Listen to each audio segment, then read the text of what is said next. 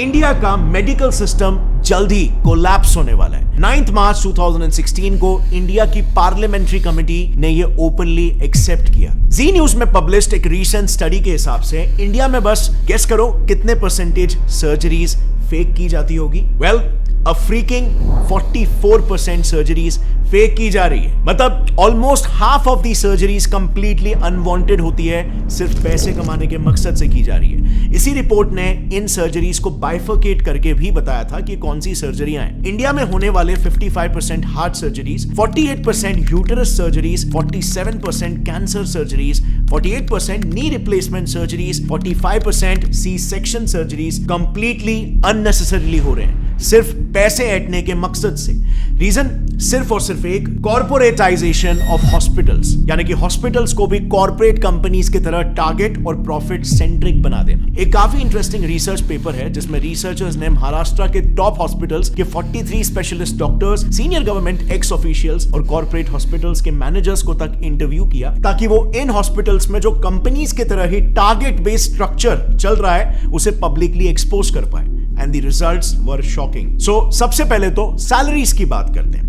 Research में participate किए respondents का यह कहना था कि हॉस्पिटल्स में काम कर रहे डॉक्टर्स की सैलरीज में बहुत ह्यूज डिफरेंस होता है। इतना ज्यादा कि न्यूबी डॉक्टर्स को 1 लाख पर मंथ की सैलरी मिलती है, लेकिन सीनियर डॉक्टर्स को 1 करोड़ पर मंथ तक भी ये सैलरी पहुंच जाती है। अब सवाल यहां पर यह आता है कि इतना बड़ा डिफरेंस क्यों? क्योंकि डिफरेंस इनके टारगेट्स में भी होता है। एक सीनियर ऑप्थेल्मोलॉजिस्ट का यह कहना है कि उन्हें एवरी मंथ 1000 पेशेंट्स को कैसे भी करके हाई एंड ट्रीटमेंट्स में कन्वर्ट करना पड़ता है। इसी पर एक और गायनेक रिस्पोंडेंट का कहना यह था कि मंथ एंड में टारगेट्स का प्रेशर काफी बढ़ जाता है, जिसके लिए उन्हें कैसे भी करके आउट पेशेंट्स यानी कि ओपीडी पेशेंट्स को भी बिना मतलब के हॉस्पिटलाइज करना ही पड़ता है, और नतीजा ज्यादा से ज्यादा सर्जरीज रेकमेंड करके टारगेट्स मीट किए जाते हैं, क्योंकि टारगेट ही यहां पर 1000 पेशेंट है।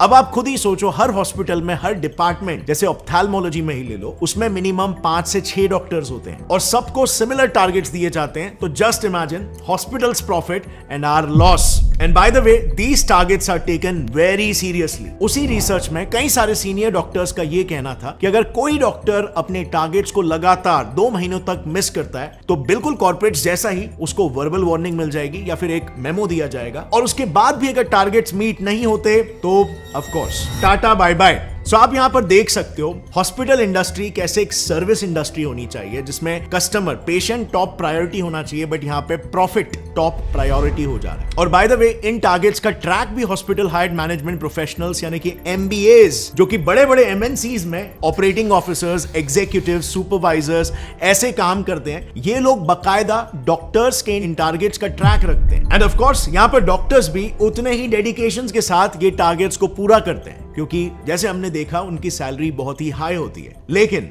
उनका ये high paying job mostly contractual basis पर होता है, एंड सो उस कॉन्ट्रैक्ट को रिन्यू कराने के लिए और उनका न्यू पे स्केल डिसाइड करने के लिए उनके पिछले साल के टारगेट्स को देखा जाता है, जो अनफॉर्चुनेटली इन डॉक्टर्स को फोर्स कर देता है इलीगल स्कैम्स तक करने के लिए। नाउ, मेडिकल फील्ड के इलीगल प्रैक्टिसेस को थरली समझने के लिए हमने ये सारा इंफॉर्मेशन 2 काफी प्रोमिनेंट डॉक्टर से लिया है। पहला है Padma Bhushan and Padma Vibhushan awardee doctor BM Hegde, जो उन्होंने एक आर्टिकल लिखा था, उस आर्टिकल का रेफरेंस है। और दूसरा रेफरेंस हमने लिया है एक बुक से called dissenting diagnosis by doctor Arun Gadre and doctor Abhay Shukla. लेकिन काफी ढूंढने के बावजूद भी हमें ये बुक ऐसे पब्लिकली अवेलेबल नहीं मिली, लेकिन हमें बिजनेस इनसाइडर का एक आर्टिकल मिल गया जिसमें उस बुक के कुछ मेन एक्सर्प्ट्स अवेलेबल है। Starting with the first scam, जो इतना घिनौना है कि इंसानियत भी काइंड ऑफ शर्मा जाए। Keeping dead patients alive. Times of India ने ऐसे कई सारे केसेस पर एक रिपोर्ट पब्लिश की है जिसमें डॉक्टर्स डेड पेशेंट्स को भी जिंदा बताकर उनके ट्रीटमेंट्स चालू रखते हैं, ताकि ज्यादा से ज्यादा पैसे बनाए जा सके, और फिर अंत में जाकर सच्चाई पब्लिक करते हैं। TOI में ही पब्लिश्ड एक केस में एक हॉस्पिटल ने पेरेंट्स को बिना बताए उनके 14 साल के ब्रेन डेड बच्चे को 1 महीने तक वेंटिलेटर पर रखा। 1 महीने तक जो बच्चा मर चुका था उसे जिंदा बताया गया और वेंटिलेटर पर रखा, खर्चा जनरेट किया, एंड बाद में हॉस्पिटल गिल्टी प्रूव भी हुआ, एंड उनकी फैमिली को 5 लाख रुपए कॉम्पेंसेशन के लिए दिए। अब 5 लाख रुपए मॉनेटरी कॉम्पेंसेशन तो हॉस्पिटल को देने पड़े, बट ये आप और मैं भी जानते हैं कि उस वक्त पेरेंट्स ने जब ये बात सुनी होगी, जब ये सच्चाई उन्हें पता चली होगी, तो उन पर क्या